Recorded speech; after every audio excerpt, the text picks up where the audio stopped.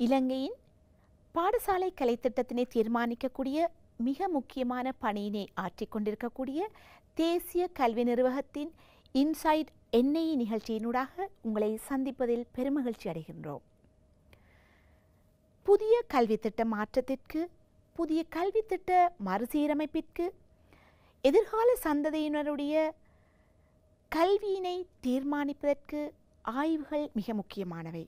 அந்த வகையிலே தேசிய கல்வி நிர்வாகத்தின் ஆராய்ச்சி மற்றும் அபிவிருத்தி துறையானது மிக முக்கியமான பங்கினை ஆற்றுகின்றது.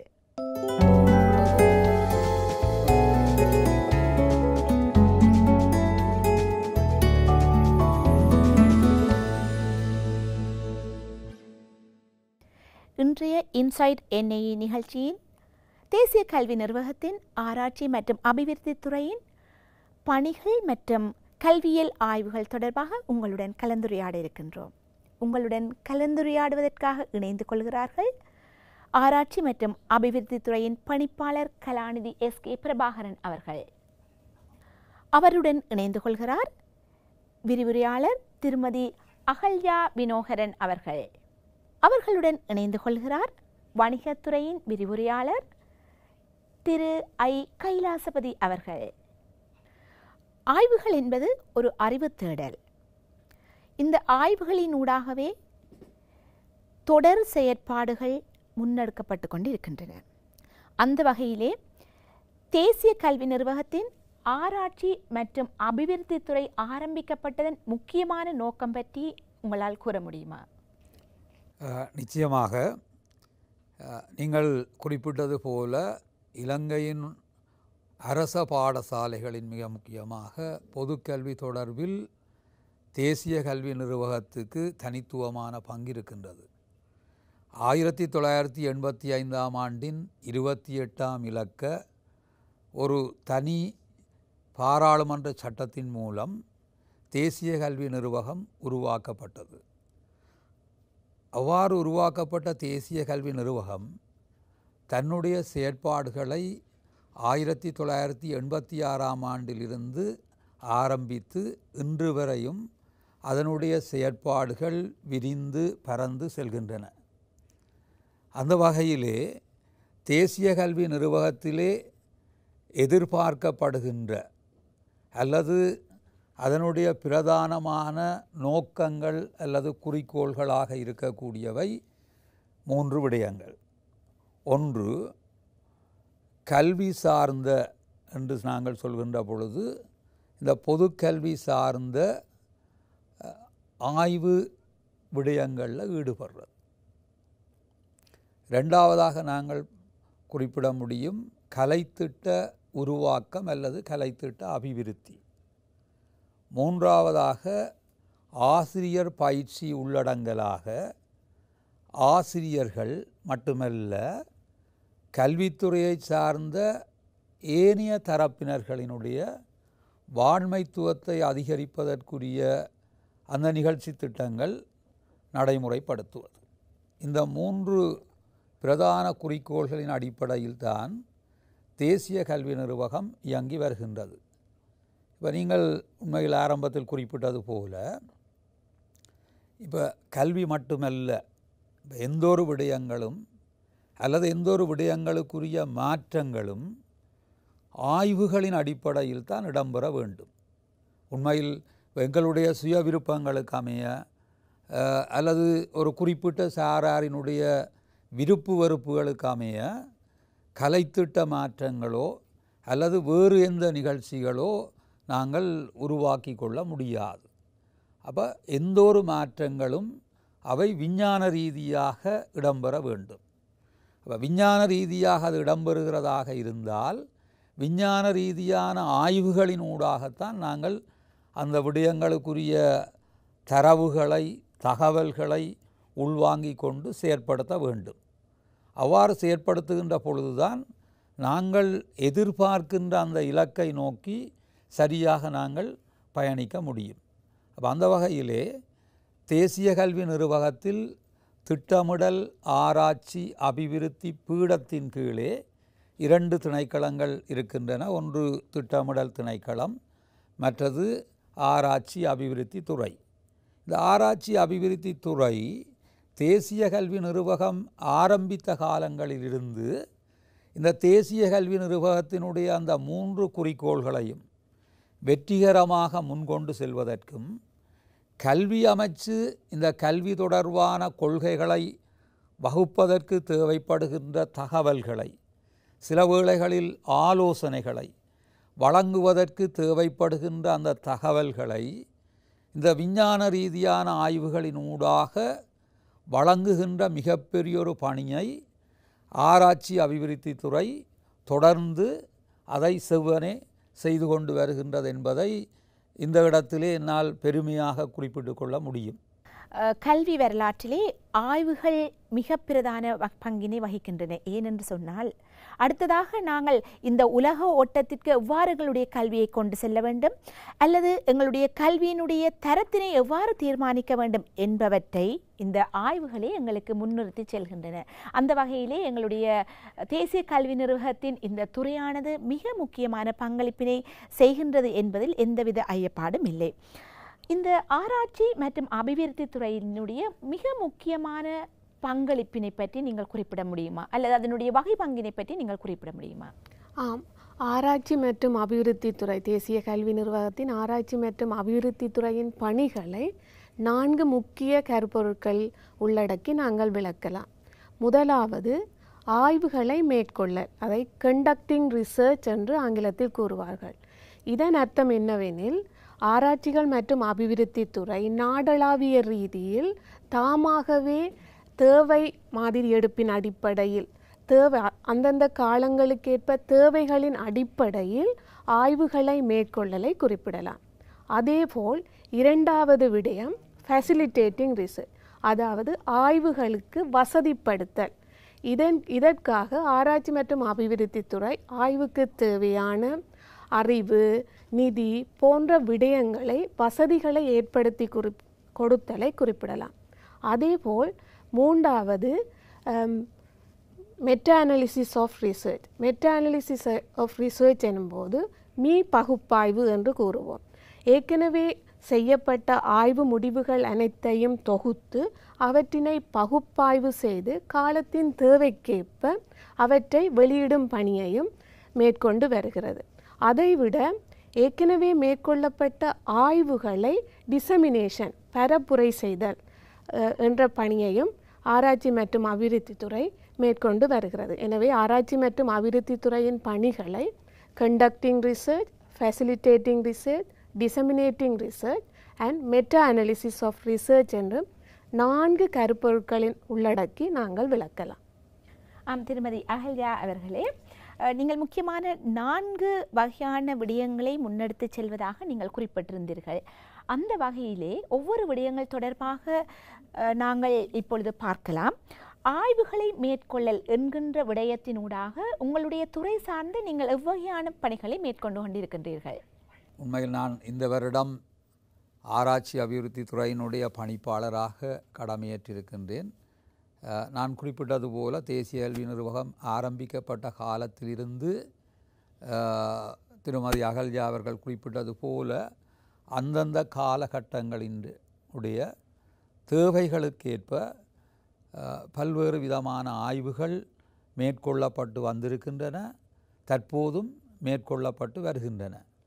குறிப்பாக நாங்கள் ஏற்கனவே குறிப்பிட்டது போல ஒரு கலைத்திட்ட மாற்றத்தை நாங்கள் செய்ய வேண்டுமாக இருந்தால் அதற்குரிய தகவல்களை பெறுவதற்கு, சில வேளைகளில் கல்வி தொடர்பான மறுசீரமைப்புகளுக்குரிய தகவல்களை பெற்றுக்கொள்வதற்கு, அல்லது இலங்கையினுடைய பொதுக்கல்வி தொடர்பான கொள்கைகளை தீர்மானித்து கொள்வதாக இருந்தால், அல்லது அந்த கொள்கைகளை புதுப்பித்து கொள்வதாக இருந்தால் அதற்குரிய தகவல்களை பெற்றுக்கொள்வதற்கு, அதைவிட இந்த வாண்மைத்துவ விடயங்கள், எங்களுடைய அந்த வாண்மைத்துவத்துக்கான வேறு வேறு கல்வி கற்கை நெறி நிகழ்ச்சி திட்டங்கள், அவற்றையும் சிறப்பாக வெற்றிகரமாக முன்னெடுத்து செல்வதற்கென இவ்வாறு சில வேளைகளில் இங்கே கடமையாற்றுகின்ற ஊழியர்களுக்கு சில கல்வி சம்பந்தமாக அல்லது அவர்களுடைய தொழில் சம்பந்தமான பிரச்சனைகள் இருக்கக்கூடும். இவ்வாறு கல்விக்கும் அது சார்ந்த விடயங்கள் தொடர்பில் காலத்துக்கு காலம் தேவைப்படுகின்ற அந்த ஆய்வுகளை சில வேளைகளில் எங்களுடைய திணைக்களம் அதை தீர்மானிக்கின்றது. சில வேளைகளில் எங்களுடைய பணிப்பாளர் நாயகம் அவர்கள் அல்லது அந்தந்த துறைகளைச் சேர்ந்தவர்கள், சில வேளைகளில் கல்வி அமைச்சு அவர்கள் கேட்டுக்கொள்ளுகின்ற அந்த கோரிக்கைகளுக்கு அமைய எங்களுடைய ஆய்வுகள் தீர்மானிக்கப்படுகின்றன. ஏதோ ஒரு நோக்கத்துடன் தான் அந்த ஆய்வுகள் குறிப்பிட்ட காலத்தையும் அடிப்படையாக கொண்டு செயற்படுத்தப்பட வேண்டும். இப்போ அந்த வகையில் 2024 ஆண்டு இந்த ஆண்டு பரப்பிலே மிக முக்கியமாக நாங்கள் 2 விதமான ஆய்வு செயற்பாடுகளில் ஈடுபடுகிறோம். ஒன்று, உங்களுக்கு தெரியும், எதிர்வரும் ஆண்டிலே ஒரு இன்னொரு புதிய கலைத்திட்ட மறுசீரமைப்பை அல்லது கலைத்திட்ட சீர்திருத்தத்தை பாடசாலைகளில் நடைமுறைப்படுத்துவதற்கு, அதை கட்டங்கட்டமாக நடைமுறைப்படுத்துவதற்கு அதற்குரிய முயற்சிகள் மிக துரிதமாக நடைபெற்று கொண்டு இருக்கின்றன.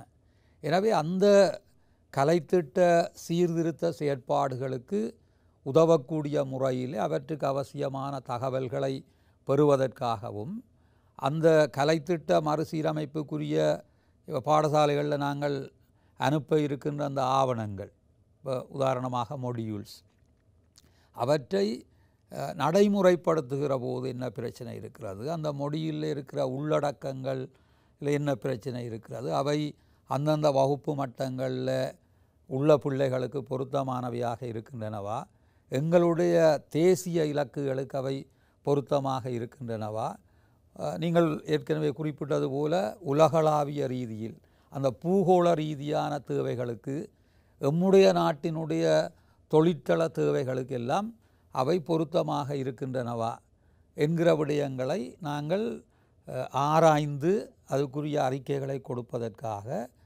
செயல்நிலை ஆய்வை மேற்கொண்டு வருகிறோம். அந்த செயல்நிலை ஆய்வு, ஆக்ஷன் ரிசர்ச் என்பது செய்யப்பட்டு வருகின்றது. அது இருகட்டமாக நடைமுறைப்படுத்தப்படுகின்றது. ஒன்று, ஆரம்ப பிரிவு தொடர்பாக பிரைமரி செக்ஷன், அடுத்தது 2ஆம் நிலை வகுப்புகள் தொடர்பாக செகண்டரி லெவல். அப்போ அந்த 2க்கும் எங்களுடைய ஆக்ஷன் ரிசர்ச் செயல்நிலை ஆய்வு தனித்தனியாக மேற்கொள்ளப்பட்டு வருகின்றது.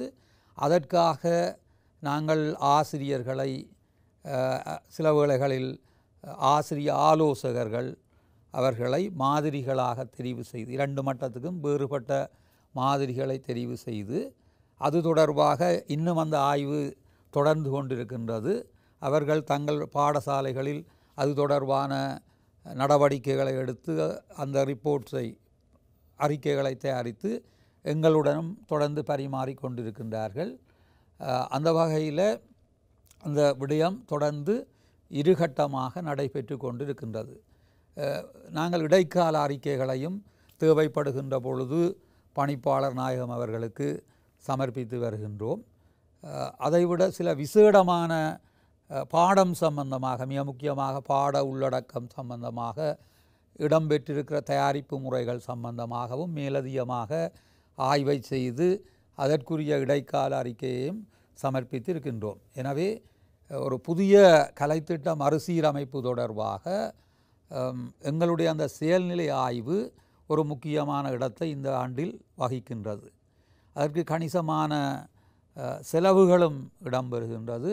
உண்மையில் எங்களுடைய துறையில் இருக்கின்ற அனைத்து விரிவுரையாளர்களும் அதில் எல்லாருமே அதில் முக்கியமாக தங்களுடைய பணிகளை சிறப்பாக செய்து வருகின்றார்கள். அதோடு இதனுடன் இணைந்த வகையில் தான் இன்னொரு விதமாக இந்த நாட்டிலே சிறந்த குடிமக்களை நாங்கள் உருவாக்க வேண்டும்.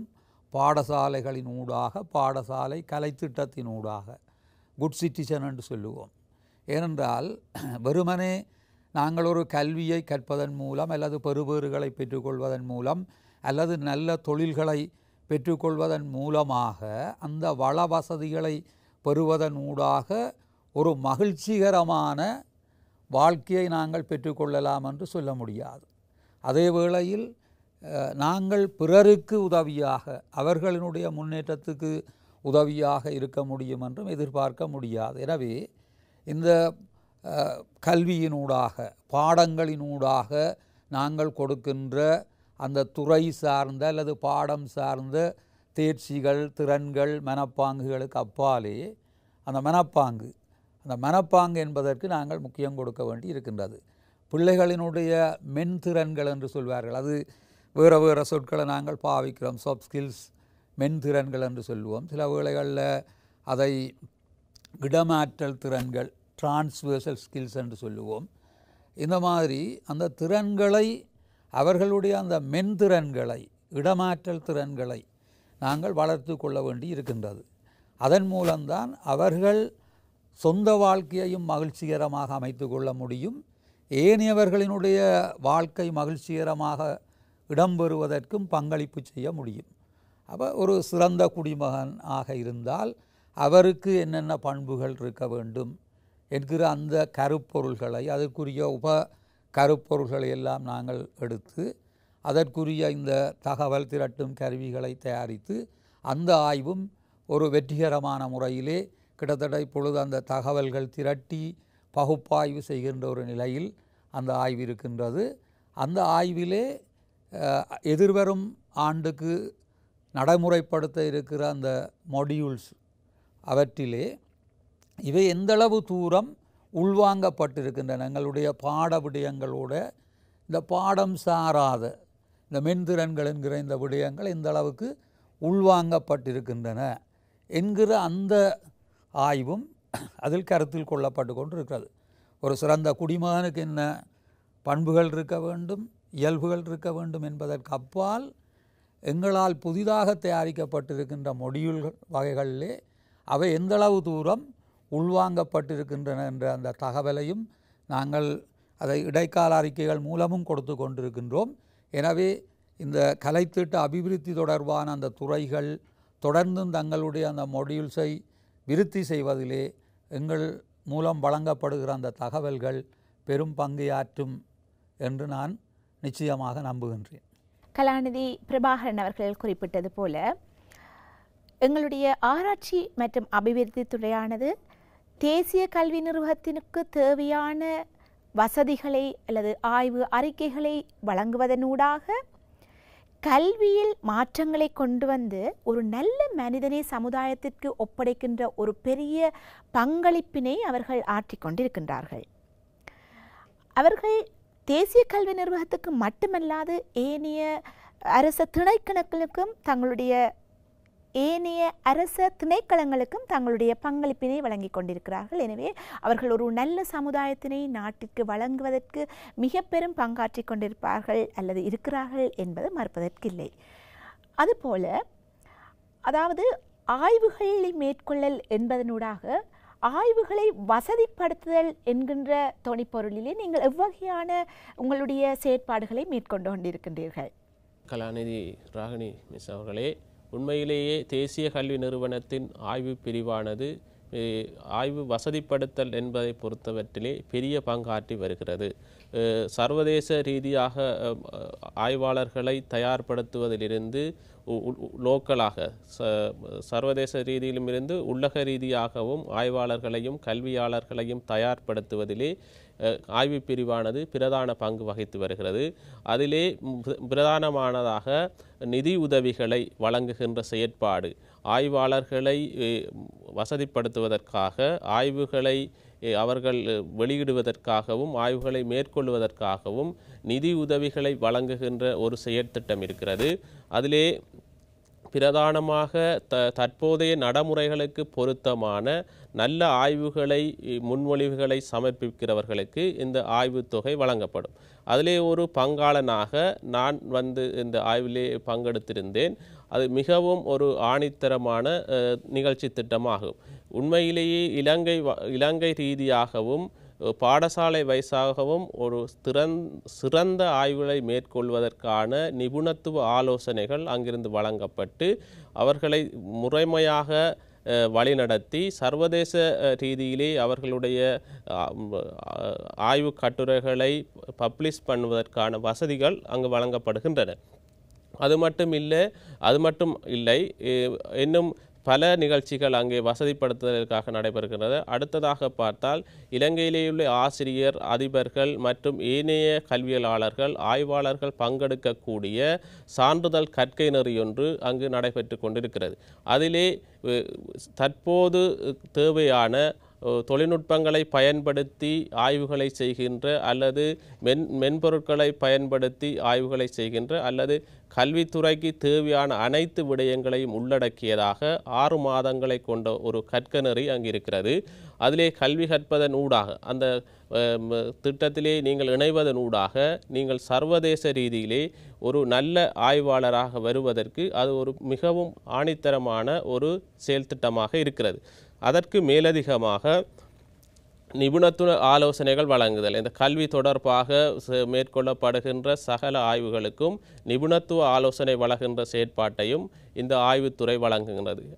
அதற்கு மேலதிகமாக குறிப்பிடுவதாக இருந்தால் எண்ணெயிலேயே இருக்கின்ற ஊழியர்களுக்கு கல்வி ஆய்வுகள் தொடர்பான வசதிப்படுத்தலையும் அவர்கள் செய்கின்ற ஆய்வுகளுக்கு ஆலோசனைகளை வழங்கி ஆய்வுகளை தொடர்ந்து அவர்களுடைய ஆய்வுகளை மதிப்பீடுகள் மேற்கொள்வதன் ஊடாக எண்ணெயிலே இருக்கின்ற ஆய்வாளர்களையும் கல்வியலாளர்களையும் ஒரு தரமான ஒரு நிலைக்கு எடுத்துச் செல்வதிலே இந்த ஆய்வுத்துறை பிரதான பங்கு வகித்து வருகிறது. திரு கைலாசபதி அவர்கள் குறிப்பிட்டது போல 6 மாதங்களுக்குரிய ஆய்வுக்குரிய சான்றிதழ் கற்கநெறி தற்பொழுது 3 மொழிகளிலும் நடாத்தப்பட்டு வருகின்றது மதுத்துறையினால். எதிர்வரும் ஆண்டிலே அதை சர்டிஃபிகேட் கோர்ஸ் என்று இப்போ நாங்கள் சொல்லுவோம், அந்த நிலையில் இருந்து அதை ஒரு டிப்ளோமா கோர்ஸாக, டிப்ளோமா கற்கநெறியாக அதை ப்ரமோட் பண்ணுவதற்கு, மேம்படுத்துவதற்கு உரிய ஆயத்தங்கள் தற்போது முன்னெடுக்கப்பட்டு வருகின்றன. அதுவும் ஒரு சிறப்பான செய்தி. அந்த டிப்ளோமா கற்கநெறி வருகின்ற பொழுது இன்னும் புதிய இற்றைப்படுத்தல்களோடு ஆய்வுகளை கற்றுக்கொள்வதற்குரிய ஒரு வாய்ப்பு கல்வித்துறை சார்ந்த அனைவருக்கும் ஏற்படும். அதாவது நீங்கள் குறிப்பிடுவது போல உங்களுடைய இந்த கற்கை நெறிகள் கல்வித்துறை சார்ந்தவர்களுக்கு மாத்திரம் உங்களால் வழங்கப்படுகின்றதா, அல்லது இந்த கற்கை நெறியினை கற்பதற்கு விருப்பமுடைய ஏனையவர்களும் இதனை கற்க முடியுமா, அல்லது அதற்குரிய கல்வி தகமைகளாக நீங்கள் இதனை வரையறை செய்து வைத்திருக்கிறீர்கள்? முக்கியமாக கல்வித்துறை சார்ந்த தரப்பினர்களை கருத்தில் கொண்டாலும் இதில் ஆர்வம் மிக்கவர்கள் அதற்குரிய விண்ணப்பங்களை அனுப்புகின்ற பொழுது அது ஏற்றுக்கொள்ளக்கூடியதாக இருக்கின்ற பொழுது அவர்களுக்கும் அந்த சந்தர்ப்பங்களை வழங்கக்கூடிய வாய்ப்பு இருக்கின்றது. எனவே அனைவருக்கும் கல்வி, அனைவருக்கும் கற்பதற்கான சந்தர்ப்பம் என்ற கொள்கையை தேசிய கல்வி நிர்வாகமும் அதனுடைய பிரதான அலகான ஆராய்ச்சி அபிவிருத்தி துறையும் திறந்த மனதுடன் எப்பொழுதும் வரவேற்கின்றது. ஆம், ஆராய்ச்சியல் தொடர்பாக நீங்கள் கற்க விரும்புகின்றீர்களாயின் நீங்களும் எங்களுடைய தேசிய கல்வி நிர்வாகத்துடன் இணைந்து கொள்ள முடியும். உங்களுக்காகவும் எங்கள் கதவுகள் திறந்திருக்கின்றன என்பதனை பணிப்பாளர் அவர்கள் சிறப்பாக உங்களுக்கு குறிப்பிட்டிருந்தார். ஆம், நாங்கள் தொடர்ந்து ஆய்வுகளை வசதிப்படுத்தல் என்பதனை தொடர்ந்து ஆய்வுகளை பகிரங்கப்படுத்தல் என்கின்ற விடயம் தொடர்பாக நாங்கள் சற்று பார்க்க போகின்றோம்.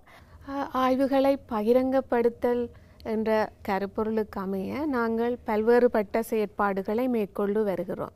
இதில் பிரதானமாக எமது துறையால் 2 பிரதானமான ஜேர்னல்ஸ் நாங்கள் வெளியிட்டு வருகிறோம். அதாவது முதலாவது சாக் ஜேர்னல் என்று கூறுவோம். சாக் ஜேர்னலில் சாக் நாடுகளைச் சேர்ந்த ஆய்வாளர்கள் தமது ஆய்வுக் கட்டுரைகளை சமர்ப்பிக்க முடியும். அதேபோல் ஸ்ரீலங்கன் ஜேர்னல் ஆஃப் எஜுகேஷன், இந்த 2 ஜேர்னல்களும் 1990ஆம் ஆண்டு முதல் நாங்கள் வருடம் வெளியிட்டு வருகிறோம். இவை 2ம் தற்போது பியர் ரிவ்யூ ஜேர்னல் என்ற தரத்தில் இருக்கின்றன. ஆனால் அவற்றினை இண்டெக்ஸ் தரத்துக்கு உயர்த்துவதற்கான நடவடிக்கைகள் தற்போது மேற்கொண்டு வருகின்றன. அதைவிட நாங்கள் சிம்போசியம், இன்டர்நேஷனல் சிம்போசியம், நேஷனல் தேசிய ரீதியான மற்றும் சர்வதேச ரீதியான ஆய்வு மாநாடுகளை மேற்கொண்டு வருகிறோம். கடந்த வருடம் எமது சர்வதேச மாநாட்டில் 60க்கும் மேற்பட்ட ஆய்வாளர்கள், உள்நாடு மற்றும் வெளிநாட்டு ஆய்வாளர்கள் தமது ஆய்வு முடிவுகளை சமர்ப்பித்து முன்மொழிவுகளை மேற்கொண்டிருந்தார்கள். அதேபோல் இவ்வருடமும் நாங்கள் ஆய்வு மாநாட்டை நடாத்த திட்டமிட்டிருக்கிறோம். இதற்கும் 60க்கும் மேற்பட்ட ஆய்வாளர்களிடமிருந்து எங்களுக்கு கட்டுரைகள் கிடைக்கப்பெற்றுள்ளன. அவையும் எதிர்வரும் மாநாட்டில் வெளியிடப்படும். இவற்றுக்கு மேலதிகமாக ஆய்வுகள் மற்றும் அபிவிருத்தி துறையால் பருவகால சஞ்சிகைகள் அவ்வப்போது வெளியிடப்பட்டு வருகின்றன. இவை இப்படியான பல்வேறு விடயங்கள் நாங்கள் இந்த ஆய்வுகளை பகிரங்கப்படுத்துதல் என்ற கருப்பொருளுக்கு அமைய மேற்கொண்டு வருகின்றோம். இது ஒரு தமிழ் மொழி மூலமான நிகழ்ச்சியை இருப்பதால் குறிப்பிட நான் விரும்புகின்றேன். ஸ்ரீலங்கன் ஜேர்னல் ஆஃப் எஜுகேஷன் ஏற்கனவே உண்மையில் பல ஆண்டுகளாக சிங்கள மற்றும் ஆங்கில மொழிகளில் வெளியீடு செய்யப்பட்டு வந்தது. இந்த வருடத்திலிருந்து அது தமிழ் மொழியிலும் 3 மொழியிலும் வெளியீடு செய்வதற்கு, அது அந்தந்த மொழிக்குரிய ஆய்வுகள், ஒரே ஆய்வுகள் அல்ல, அந்தந்த மொழிக்குரியவர்கள் மேற்கொண்ட ஆய்வுகளை 3 மொழிகளிலும் வெளியீடு செய்வதற்குரிய அனுமதிகளை பெற்று அதற்குரிய ஆக்கபூர்வமான பணிகளை நாங்கள் செய்து வருகின்றோம் என்பதும் குறிப்பிடத்தக்கது.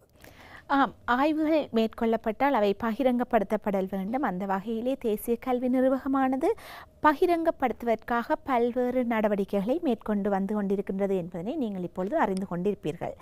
அடுத்து நாங்கள் மீ பகுப்பாய்வு என்கின்ற விடயம் தொடர்பாக சற்று குறிப்பிட முடியுமா? மீ பகுப்பாய்வு என்றதை ஆங்கிலத்தில் மெட்டா அனாலிசிஸ் என்று கூறுவார்கள். இது தற்போது நாங்கள் சிஸ்டமேட்டிக் ரிவ்யூ என்ற ரீதியில் நாங்கள் மேற்கொள்ளப்படும் ஆய்வுகளை குறிப்பிடும். இது எவ்வாறு எனில், ஒரு குறிப்பிட்ட தலைப்பின் கீழ் ஒரு குறிப்பிட்ட காலப்பகுதியில் பல்வேறு ஆய்வாளர்களால் மேற்கொள்ளப்பட்ட ஆய்வுகள் அனைத்தையும் திரட்டி அவற்றை நாங்கள் பகுப்பாய்வு செய்து அவற்றினை ஒரு அறிக்கையாக வெளியிடுதலை இது குறித்து நிற்கின்றது. இதன் கீழ் எம்மால் பல்வேறுபட்ட நிகழ்ச்சி திட்டங்கள் மேற்கொள்ளப்பட்டு வருகின்றன. இவற்றில் பிரதானமானது ஞாபகார்த்த பேருரைகள் அல்லது கெஸ்ட் லெக்சர்ஸ் என்று சொல்லுவார்கள். இதில் நாங்கள் 1989ஆம் ஆண்டிலிருந்து கலாநிதி CWW கண்ணங்கர ஞாபகார்த்த பேருரையானது எமது துறையால் வருடம் அக்டோபர் 13ஆம் தேதி நடாத்தப்பட்டு வருகிறது. இவ்வருடம் கூட எதிர்வரும் அக்டோபர் 11ஆம் தேதி இலங்கை பல்கலைக்கழக ஆணைக்குழுவின் தலைவர் சிரேஷ்ட பேராசிரியர் சம்பத் அமரதுங்க அவர்களால் ஞாபகார்த்த பேருரை நடாத்த திட்டமிடப்பட்டுள்ளது. இவற்றுக்கு மேலதிகமாக பிபிலியோகிராஃபி என்று சொல்வார்கள். அதாவது நாங்கள் 1959ஆம் ஆண்டில் இருந்து அனைத்து பல்கலைக்கழகங்களின் பட்டப்பின் கல்வி பாடநெறிகளில் சமர்ப்பிக்கப்பட்ட கல்வி தொடர்பான ஆய்வுகள் அடங்கிய அனைத்து தலைப்புகள், ஆய்வாளர் விவரங்கள் என்பன சேகரிக்கப்பட்டு அவை அவ்வப்போது இற்றைப்படுத்தப்பட்டு பேணப்பட்டு வருகின்றன. அதற்கு மேலதிகமாக நாங்கள் எங்களோட ஆராய்ச்சி மற்றும் அபிவிருத்தி துறைக்கென்ற ஓர் தரவு டேட்டா பேஸ் ஒன்று எங்களிடம் காணப்படுகிறது. இந்த டேட்டா பேஸில் எங்களுடைய துறையால் வெளியிடப்படும் அறிக்கைகள் மற்றும் ஆய்வு முடிவுகள் என்பன மட்டுமல்லாது ஆய்வுக்கு அவசியமான பல்வேறு தரவுகள் என்பன காணப்படுகின்றன. இதற்கு மேலதிகமாக எங்களுக்கென்று ஆராய்ச்சி மற்றும் அபிவிருத்தி துறையில் ஒரு லைப்ரரி இருக்கின்றது. அந்த லைப்ரரியும் சாதாரண லைப்ரரி வசதிக்கேற்ப எல்லாம் பெயர் அட்டவணை எல்லாம் பேணப்பட்டு ஒழுங்காக பேணப்பட்டு வருகின்றது. இதைவிட நாங்கள் ஏதாவது தேவை கருதி, இப்போது சில வேளை ஏதாவது மிக பாரிய பிரச்சனைகள் இருக்குமாயிருந்தால் அந்த தேவை தொடர்பான சர்வதேச அளவிலும் சரி நாடளாவிய ரீதியில் மேற்கொள்ளப்பட்ட ஆய்வு முடிவுகள் அனைத்தையும் தொகுத்து அவற்றை முக்கியமான விடயங்கள், நமது நாட்டுக்கோ நமது கலைத்திட்டத்துக்கு அவசியமான விடயங்கள் உள்ளடக்கியதாக அறிக்கைகளாகவும் நாங்கள் வெளியிட்டு வருகின்றோம். இவைதான் பிரதானமாக மெட்டா அனாலிசிஸ் என்ற எமது கருப்பொருளுக்கு அமைய நாங்கள் மேற்கொண்டு வருகின்றோம். விரிவுரையாளர் அகல்யா அவர்கள் குறிப்பிட்டது போல தேசிய கல்வி நிர்வாகத்தின் ஆராய்ச்சி மற்றும் அபிவிருத்தி துறையானது மிகுந்த பங்களிப்பினை ஆற்றிக் கொண்டிருப்பதை நீங்கள் காணக்கூடியதாக இருக்கின்றது. அவர்கள் ஆய்வுகள் தொடர்பாக, அதனை ஆவணப்படுத்தல் தொடர்பாக, ஏனைய நிறுவனங்களுக்கு திணைக்களங்களுக்கு சமர்ப்பித்தல் தொடர்பாக, கல்வியியல் அபிவிருத்தி தொடர்பாக இவ்வாறு பல்வேறு வகையான தங்களுடைய பணிகளை அவர்கள் ஆற்றிக் கொண்டிருக்கிறார்கள். உண்மையில் இது பெருமைப்பட வேண்டிய ஒரு விடயமாக காணப்படுகின்றது. அந்த வகையிலே திரு கைலாஷ் அவர்களிடம் ஒரு வினாவினை கேட்க விரும்புகின்றேன். கல்வி சீர்திருத்தம், கலைத்திட்ட சீர்திருத்தம், வான்மைத்துவ விருத்தி, கல்விசார் ஆய்வுகளின் முக்கியத்துவம் தொடர்பாக தங்களுடைய கருத்தினை நீங்கள் குறிப்பிட முடியுமா? உண்மையிலேயே இது ஒரு நல்ல கேள்வி. இது உண்மையிலேயே இலங்கையை பொறுத்த வரையிலே ஆய்வு என்பதை அடிப்படையாக கொண்டுதான் இந்த கல்வித்துறையே கட்டியமைக்கப்பட்டிருக்கிறது. அந்த வகையிலே நாங்கள் கல்வி மறுசீரமைப்பு என்பது ஆய்வில் இருந்துதான் ஆரம்பிக்கப்படும், ஆய்விலேயே முடிவடையும். அந்த ஒரு சர்க்கிளாகத்தான் இந்த மறுசீரமைப்பு நடைபெற்று கொண்டிருக்கிறது. இந்த கல்வித்துறையிலே இந்த ஆய்வு பிரிவானது கல்வித்துறையிலே செய்யப்படுகின்ற மறுசீரமைப்புகள் எவ்வாறு உருவாக்கப்பட வேண்டும் என்ற கருப்பொருளில் இருந்து அவை நடைமுறைப்படுத்தி பைலட் புரோகிராம், ஒரு பரீட்சார்த்த நிகழ்ச்சி திட்டத்தை மேற்கொள்வதிலிருந்து கடைசியாக நடைமுறைப்படுத்தும் வரை ஒரு சமாந்தரமாக ஆய்வு சென்று கொண்டிருக்கின்றது. அந்த வழியிலே ஆய்வுத்துறையானது பெரும் பங்காற்றி கொண்டு வருகிறது.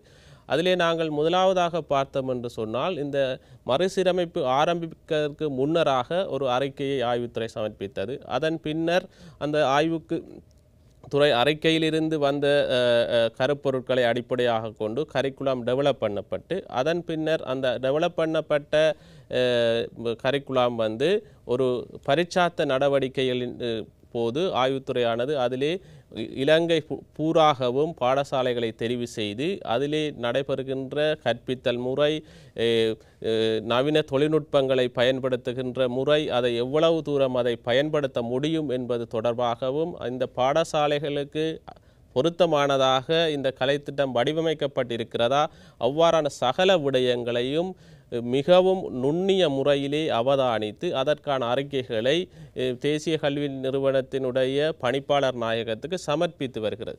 அதே நேரம் எங்களுடைய வான்மை விருத்திக்கான ஆய்வுகள் தொடர்பான ஆலோசனைகள், அவற்றை எவ்வாறு விருத்தியடைய செய்ய வேண்டும், எதிர்காலத்திலே நாங்கள் எவ்வாறான முறையிலே ஆசிரியர்களை வான்மைத்துவம் அடைய செய்ய வேண்டும் என்பதை ஒவ்வொரு கட்டமாக இந்த கரிக்குலம், இந்த கலைத்திட்ட மறுசீரமைப்புக்கு ஏற்ற வகையிலே எவ்வாறு ஆசிரியர்களை நாங்கள் தயார்படுத்தி அவர்களுடைய வான்மை விருத்தியினை மேற்கொள்ள வேண்டும் என்பது தொடர்பாக மிகவும் ஆணித்தரமான பங்கினை ஆய்வுத்துறை வழங்கி வருகின்றது என்பதை நாங்கள் இதில் குறிப்பிட விரும்புகிறோம். பல்வேறு செயற்திட்டங்களை அல்லது பல்வேறு வகையான செயற்பாடுகளை வழங்கி கொண்டிருக்கக்கூடிய தேசிய கல்வி நிர்வாகத்தின் ஆராய்ச்சி மற்றும் அபிவிருத்தி துறையினுடைய பங்களிப்பு தொடர்பாக நாங்கள் இப்பொழுது பார்த்து கொண்டிருக்கின்றோம். அந்த வகையிலே இலங்கையின் பல்கலைக்கழக ஆணைக்குழுவின் அங்கீகாரம் பெற்ற தேசிய கல்வி நிர்வாகமானது உள்ளூரில் மிக பிரபல்யமாக காணப்படுகின்றது. ஏனென்று சொன்னால், இன்று பாடசாலையினுடைய கல்வி திட்டத்தினை, கலைத்திட்டத்தினை தீர்மானிக்கக்கூடிய மிகப்பெரிய பங்கினை எங்களுடைய தேசிய கல்வி நிர்வாகம் வகித்து கொண்டிருக்கின்றது. அதே போல வெளிநாடுகளில் இந்த தேசிய கல்வி நிர்வாகத்தினுடைய பணிகளினை அல்லது தேசிய கல்வி நிர்வாகம் தொடர்பாக பிரபல்யப்படுத்துவதற்காக உங்களுடைய துறையினூடாக நீங்கள் ஏதாவது நடவடிக்கைகளை மேற்கொண்டிருக்கின்றீர்களா அல்லது மேற்கொண்டு வருகின்றீர்களா? நல்லது ராஜினி. உண்மையில் தேசிய கல்வி நிர்வாகம் கூட பல்கலைக்கழகங்கள் ஆற்றுகின்ற பல்வேறு பணிகளை வெற்றிகரமாக ஆற்றி கொண்டிருக்கின்றது.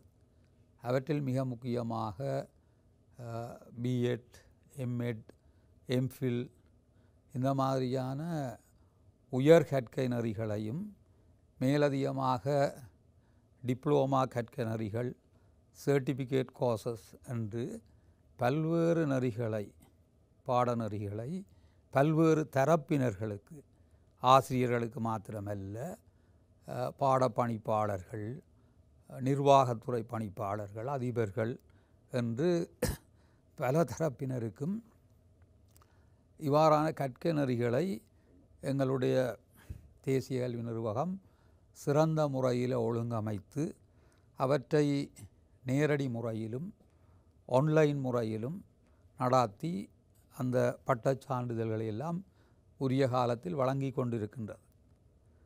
அதற்கு மேலதிகமாக தேசிய கல்வி நிர்வாகமோ அல்லது பல்கலைக்கழகங்களோ அல்லது வேறு கல்விசார் உயர் நிறுவனங்களோ தங்களுடைய அந்த தரத்தினை கிரேடிங்ஸ் தங்களுடைய தரத்தினை உயர்த்தி கொள்வதற்கு அவர்கள் கட்டாயமாக அந்தந்த காலத்து தேவைப்படுகின்ற பொருத்தப்பாடுடைய புதிய அறிவை அனுபவங்களை பெற்றுக்கொள்ளக்கூடிய ஆய்வுகளை அதாவது யதார்த்தமாக பிரயோகிக்கக்கூடிய முறையில் மேற்கொள்ள வேண்டும். எனவே இவ்வாறான கல்வி நிறுவனங்கள் எந்தளவு எண்ணிக்கையில் ஆய்வுகளை மேற்கொள்ளுகின்றன, அதிகளவான ஆய்வுகளை வருடாந்தம் நாங்கள் செய்ய வேண்டும். அதே போன்று அந்த ஆய்வுகள் விஞ்ஞான ரீதியாக இருக்க வேண்டும். அவை ஒரு மிகச்சிறந்த தரத்தில் இருக்க வேண்டும். எனவே தேசிய கல்வி நிர்வாகத்திலும் நாங்கள் இந்த பாடக்கற்கை நெறிகளை கூடாக அந்த ஆய்வுகள் உண்மையில் தற்போது சில வேளைகளில் உதாரணமாக இந்த எம்எட் பாடநெறிகள் ஆய்வுகள் இன்றி தற்பொழுது மேற்கொள்ள முடியும் என்று சில பல்கலைக்கழகங்களில் கல்வி நிறுவனங்களில் இருக்கின்றது. ஆனால் தேசிய கல்வி நிர்வாகத்தில் இன்னமும் ஒரு எம்எட் பட்டநெறியை செய்பவர்கள் ஆய்வுகளை கட்டாயம் செய்ய வேண்டும். அது இந்த முறை இன்னும் அது அந்த செமஸ்டர் முறையினூடாக அது அடிப்படை ரீதியான ஆய்வுகள் உயர்தர ஆய்வுகள் என்று இன்னும் அவை ஒழுங்குபடுத்தப்பட்டிருக்கின்றன. வேறு நிறுவனங்கள் இதை கைவிடுகின்ற நிலையில் இருக்கின்ற பொழுது தேசிய கல்வி நிர்வாகத்தினுடைய ஆசிரியர் கல்வித்துறை அதை இன்னும் ஒழுங்குபடுத்தி அதை 2 மட்டங்களில் அடிப்படை ஆய்வு முறைகள் உயர்தர ஆய்வு முறைகள் என்று அதை இன்னும் ஒழுங்குபடுத்தி இருக்கின்றார்கள். அவர்களுக்கு தேவையான அந்த ஆலோசனைகள் அந்த ஆய்வுகளுக்குரிய பாடத்திட்டங்களை உருவாக்குறதில் உள்ள பங்களிப்புகள் என்று அவற்றுக்கும் எங்களுடைய ஆய்வு மற்றும் அபிவிருத்தி துறை முழுமையான பங்களிப்பை வழங்கி கொண்டிருக்கின்றது. எங்களுடைய விரிவுரையாளர்கள் நான் உட்பட எங்களுடைய விரிவுரைகளும் அந்த பாடநெறிகளை கற்போருக்கு நேரடியாக வழங்கப்படுகின்றது. அது இன்னொரு விதத்திலே இந்த ஆய்வின் தரங்களை கூட்டுவதற்கு வசதியாக அமையும். ஏனெனில் நாங்கள் அதை அனுபவ ரீதியாக அந்த ஆய்வுகளை செய்கின்றவர்கள் வெறுமனே ஆய்வுகளுக்குரிய கோட்பாடுகளை படித்துவிட்டு அவற்றை ஒப்புவிப்பவர்களாக இல்லாமல் நிகழ்கால பிரச்சனைகளை நிஜமாகவே உண்மையான அனுபவங்களோடு செய்கின்ற நாங்கள் அந்த பாடத்திட்ட அமைப்பில் பங்கு பெற்றுவதும் அதனுடைய விரிவுரைகளில் பங்கு பெற்றுவதும் இன்னும் அந்த யதார்த்தமான விஷயங்களை அது உண்மையான அல்லது வாழ்க்கையில் நாங்கள் காணக்கூடிய அந்த அளவுகளோடு பரிமாறக்கூடிய விடயங்கள் இருக்கின்றன. அவையும் அந்த ஆய்வினுடைய தரங்களை அதிகரிக்கும். அவர்கள் ஆய்வில் ஈடுபடுவதற்குரிய அதிகளவில் ஈடுபடுவதற்குரிய அந்த ஆர்வத்தையும் ஊக்கத்தையும் அது ஊக்குவிக்கும். எனவே அது மட்டுமல்ல, இங்கே ஏற்கனவே எங்களுடைய விரிவுரையாளர்கள் குறிப்பிட்டிருந்தார்கள், தேசிய கல்வி நிர்வாகத்தினுடைய கடந்த 2 ஆண்டுகளுக்கு மேலாக இங்கே இருக்கின்ற கல்விசார் ஊழியர்கள், குறிப்பாக கல்விசார் ஊழியர்கள் அவர்களுடைய அந்த ஆய்வு அறிவு அனுபவங்களை இற்றைப்படுத்தி கொள்வதற்கும் கல்வி சார்ந்த பிரச்சனைகளை அவர்கள் அறிந்து அல்லது அதில் கூடுதல் கவனம் செலுத்தி அவற்றுக்குரிய தீர்வுகளை காண்பதிலே அவர்கள் ஈடுபடுவதற்குமாக அவர்களினுடைய அந்த ஆய்வு மேம்பாட்டை உருவாக்குகின்ற நோக்கத்தோடு அவர்களுக்கு அந்த ரிசர்ச் அலவன்ஸ் என்று சொல்வார்கள், அந்த ஆய்வுக்கான படிகளை அது ஒரு பல்கலைக்கழகத்துக்கு சமனான முறையில் தற்பொழுது தேசிய கல்வி நிர்வாகத்திலே வழங்கப்படுவது ஒரு மிக முக்கியமான விஷயம். அவ்வாறு கல்விசார் ஊழியர்கள் செய்கின்ற அந்த ஆய்வுகள் அவை கூட நடைமுறை பிரச்சனைகள் சார்ந்ததாக தரம் வாய்ந்ததாக உரிய காலத்தில் பூர்த்தி செய்யப்படுவதாக இருப்பதை எங்களுடைய ஆராய்ச்சி அபிவிருத்தி துறைதான் அதை உறுதி செய்கின்றது. அவர்களுக்கு ஆய்வுகளுக்கு தேவையான ஆலோசனைகளை வழங்குறது, அவர்களுக்கு தேவையான அந்த ஊக்குவிப்புகளை வழங்குறது, அவர்கள் அவற்றை பகிரங்கப்படுத்துவதற்கு வெளியீடு செய்வதற்கு உதவுவது என்று அவர்களுடைய சந்தேகங்களை நிவர்த்தி செய்வதென்று எல்லா விடயங்களையும் உண்மையில் அது எங்களுடைய ஆராய்ச்சி அபிவிருத்தி துறைக்கு குறிப்பிடப்பட்டிருக்கின்ற ஒரு பணி அல்ல, அது ஒரு மேலதிகமான பணி. அதாவது இந்த பணியினூடாக நீங்கள் அவர்களை வெளிநாடுகளுக்கு அறிமுகப்படுத்துவதனூடாக எங்களுடைய தேசிய கல்வி நிர்வாகத்தினுடைய பெயரையும் எடுத்து செல்வதற்கு நீங்கள் வழிகாட்டுகிறீர்கள். நிச்சயமாக அவர்கள் எங்களுடைய பெயர் ஏற்கனவே குறிப்பிட்டது போன்ற எங்களுடைய சிம்போசியம் ப்ரொசீடிங்ஸ் அவற்றிலேயும் அந்த அப்ஸ்ட்ராக்ட் அவற்றினுடைய அந்த ஆய்வு சுருக்கங்களை வெளியீடு செய்ய முடியும். சிம்போசியம் அந்த நிகழ்வில் ஆய்வு மாநாட்டில் தங்களுடைய ஆய்வுகளையும் இவர்கள் பகிரங்கப்படுத்துவதற்கும் சந்தர்ப்பங்களை சிறந்த ஆய்வுகளுக்கு நாங்கள் வழங்க முடியும். எனவே இங்கே கற்க நெறிகளினூடாக உள்ள மாணவர்கள், இங்கே இருக்கின்ற கல்வி சார்ந்த ஊழியர்கள், இவ்வாறு பலதரப்பட்டவர்களும் இங்கே அதிகளவில் அந்த ஆய்வுகளை மேற்கொள்வதற்குரிய அந்த சகல வசதிகளையும் அதுக்குரிய ஊக்கப்படுத்தல்களையும் தொடர்ச்சியாக தேசிய கல்வி நிர்வாகத்தினுடைய ஆராய்ச்சி அபிவிருத்தி பிரிவு திறம்பட செய்து வருகின்றது என்பதை என்னால் உறுதியாக கூற முடியும். இதைவிட நாங்கள் எதிர்வரும் ஆண்டிலே எங்களுக்கு இன்னொரு திட்டமிடலும் இருக்கின்றது. சகல மாகாணங்களிலும் பாடசாலை மட்டங்களிலே இந்த ஆய்வு தொடர்பான விழிப்புணர்வுகளை உண்டாக்குவதற்குரிய கருத்தரங்குகளை பல்வேறு மட்டங்களில் நிகழ்த்த வேண்டும் என்று எங்களிடம் தற்பொழுது ஒரு திட்டம் இருக்கின்றது. அது கட்டாயம் வேண்டும். அவ்வாறு வருகின்ற பொழுது தேசிய கல்வி நிர்வாகம் முதன்மைப்படுத்தப்படுவதுடன் இலங்கையில் அந்த ஆய்வுகள் கூடுகின்ற பொழுது உலகளாவிய ரீதியிலே அவை கவனத்தை பெறும். அத்தோடு இந்த இடத்திலே குறிப்பிட வேண்டும், தேசிய கல்வி நிர்வாகத்தினுடைய நூலகப் பிரிவு அதுவும் தற்பொழுது தொழில்நுட்பத்துடன் இணைந்ததாக அதனுடைய பணிப்பாளரும் மிக வேகமான ஒரு துரிதமான வளர்ச்சியை ஏற்படுத்தி வருகின்றார். அவரும் இந்த ஆய்வுகளை நூலகத்தினுடைய இணையதள மூலமாக அதற்குரிய அங்கீகரிக்கிற முறைகளினூடாக அவற்றை பகிரங்கப்படுத்தும் காரியங்களை துரிதமாக மேற்கொண்டு வருகின்றார். எனவே அவர்களுக்கூடாக, எங்களுடைய துறைக்கு ஊடாக மாத்திரமல்ல, இங்கே இருக்கின்ற நூலகத்துறைக்கூடாகவும் அவை அந்த இணையவழிகள் மூலம் அந்த அங்கீகரிக்கப்பட்ட முறையிலே கொண்டு செல்லப்படுகின்ற பொழுது பலதரப்பட்ட தரப்பினரும், அது உலகத்தின் எந்த மூலை முடுக்கில் இருந்தாலும் எல்லோருமே அந்த தகவல்களை பெறுவதற்கும் ஆய்வுகளை வாசித்து பார்ப்பதற்கும் அவற்றுக்கான அவர்களுடைய விமர்சனங்களை முன்வைப்பதற்கும் அது சாதகமாக இருக்கின்றது.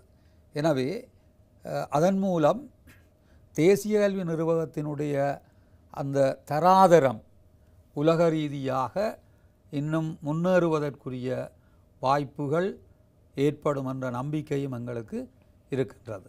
இன்னொரு விடயத்தை கூற விரும்புகிறேன்.